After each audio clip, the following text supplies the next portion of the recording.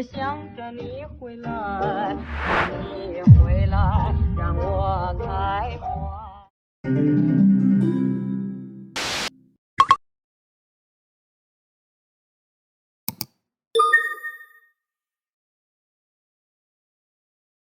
大家有冇試過呢？食咗啲唔好食嘅嘢之後呢，個心情唔好啊，要食翻啲好食嘅嘢去補償翻呢一種感覺啊！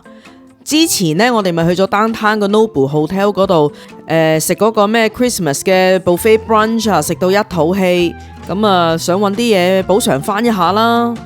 之前呢，我就介紹過士嘉堡有一間 Omakase 嘅日本餐廳叫做 Mizu。我哋知道呢度啲嘢呢好食，咁價錢亦都合理，水準亦都非常穩定，所以呢就翻嚟呢一度慰藉下呢個創傷嘅心靈啦。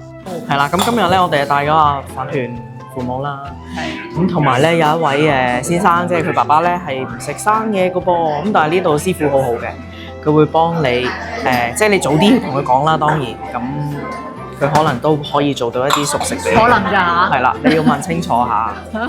Mizu 呢一度嘅 Omakase 咧就108蚊一位，咁有啲前菜啦，10件手握壽司啦，有一個手卷，一件細細嘅 tamago，有個湯同埋有啲 dessert 咁樣嘅。另外喺餐牌上面咧就有少少 à la carte 嘅嘢咧，可以隨意去點。咁或者你同師傅講你想食乜嘢，睇下佢做唔做到。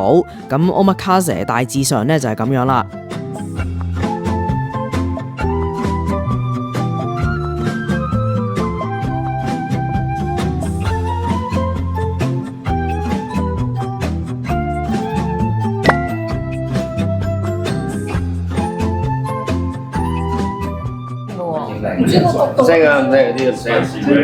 試唔試啲啊？喺度企圖說服老人家試白紙，零頭唔得，係零頭。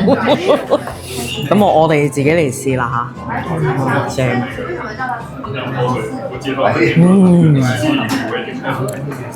嗱，邊個唔知咩係白紙咧？就自己上網抄下啦嚇，我唔講啦。總之咧，呢好好食嘅。咁呢一度咧，如果你嚟食 Omakase 咧，咁啊 Kevin 師傅啊就會因應嗰個季節啦，就揾一啲即係當造嘅食材啦。咁白紙我相信應該係有㗎。咁所以我咪就係話當造嘅食材咯。咁今次有就唔係成日有嘅。喺呢個時候，飯團爸爸咧就得到茶碗蒸一份㗎。咁阿飯媽咧就唔怕食魚生嘅，我哋另外 order 咗一份刺身拼盤俾佢。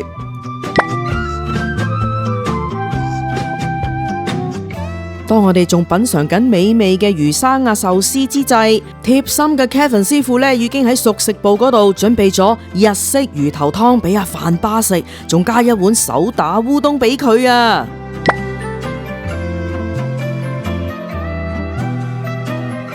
呢度嘅松露呢係有松露嘅香氣，一打開份茶碗蒸呢已經聞到啦，唔似得有啲地方呢，就算加咗松露之後呢係冇味噶，咁就唔係好妥啦，係咪？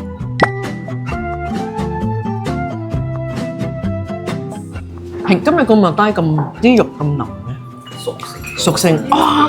你做埋熟成魚啊？而家第一次佢話我哋聽啊，平時我都真係唔知。熟成咗幾多日啊？3日啊！我以為淨係喺 Aburihana 食到熟成魚，點知原來呢度都有喎。你要講俾人聽啊嘛，淨係話麥帶唔夠咁噶嘛。咁冇講。咁美味嘅熟成魚點解唔同人講呢？其實個原因係呢，因為佢地方有限，咁人客嘅 demand 又比較多，佢熟成唔切嘅時候就唔係話每一次都食得到。咁啊，既然唔係可以 guarantee 每人每次都食得到嘅話，咁佢就話咁唔好講出去啦。但係我都決定同佢講出去，因為呢真係好好食。如果你係唔知道嘅話呢，其實魚生都可以做 aging 呢一個步驟噶，大概3-5日啦，就可以令到魚嘅質地呢就有所變化，魚嘅味道呢就會更香濃，鮮味亦都更重更突出。咁而肉嘅質地呢係會比較化軟身，好似一啖就溶喺口咁樣噶。喺多倫多能夠食到熟成嘅刺身魚嘅餐廳呢，哇，真係唔係好多㗎咋。我對上一次食係喺 Aburihana 嗰度食，哇！嗰陣時佢都未攞星啊，幾百蚊一個人啊都要，先至食到幾塊咋，個味道啊真係難忘啊！嗱，我幫阿 Kevin 師傅事先聲明啦，唔係入到嚟次次嚟都有得食噶，一定要睇下佢供唔供應得切俾大家噶。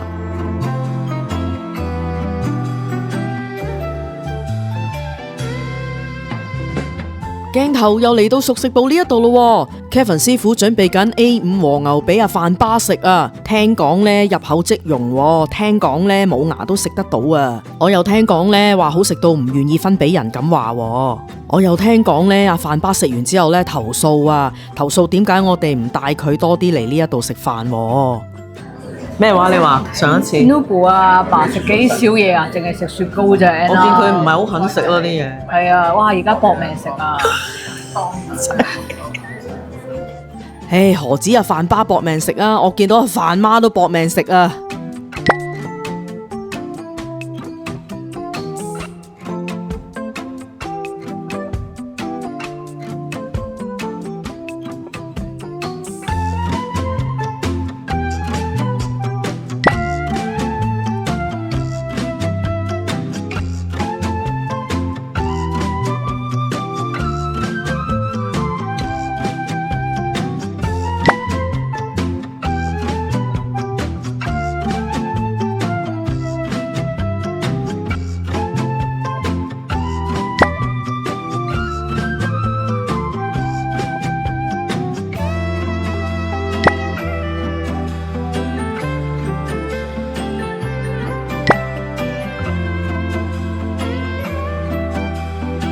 喺呢間餐廳呢，普通嘅麵豉湯呢都會變得好食嘅。個原因係點解呢？因為湯底係用新鮮魚骨去熬製，再加上高品質嘅赤色味噌去做㗎。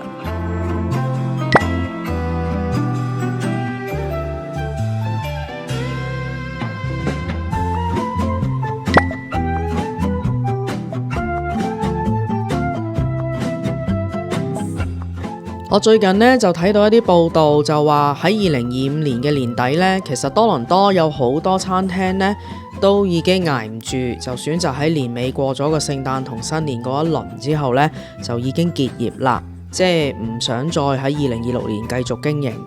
咁因為可能面對食材會貴啦、加價啦，咁同埋啲人嘅消費意欲呢亦都降低啦。即係市道好多不穩定性咁樣啊嘛。咁我都知道好多餐廳嘅經營咧，都係面對好重重嘅困難啊！